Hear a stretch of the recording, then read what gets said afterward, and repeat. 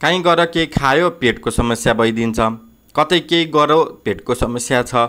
यस्तो धेरै पेटको समस्या हुन्छ कि दिनमा एकचोटि जानुपर्ने लेट्रिनलाई कहिलेकाहीँ धेरैपल्ट गइरहेको हुनुपर्छ, अथवा कहिले पनि पेट साफ हुँदैन, कहिले पनि पेटको क्षेत्रबाट चाहिँ आनन्द हुँदैन, किनकि हाम्रो सम्पूर्ण चिजहरू रोगहरू त्यही पेटको माध्यमबाट बन्ने गर्छन्। हो, तपाईँलाई पनि पेटको सम्बन्धी समस्याहरू छ भने यदि तपाईँको हातमा हामीले देखाए जस्तो यो रेखा यहाँबाट एउटा गएको रेखा यसरी जीवन रेखालाई नागेर यस्तो तरिकामा गइरहेको छ भने तपाईलाई पनि जीवनमा पेट सम्बन्धी समस्याले भयंकर दुःख दिन्छ र यस्तो व्यक्तिलाई पेट सम्बन्धी समस्या कहिले पनि खाएको नपच्ने, जहिले पनि समस्या हुने, जहिले पनि अपच हुने, जहिले पनि कुनै न कुनै दुःख भइराख्ने, जहिले पनि कुनै न कुनै समस्या भइराख्ने हो, यस्तो खालको संकेत चाहिँ यसले गर्दछ।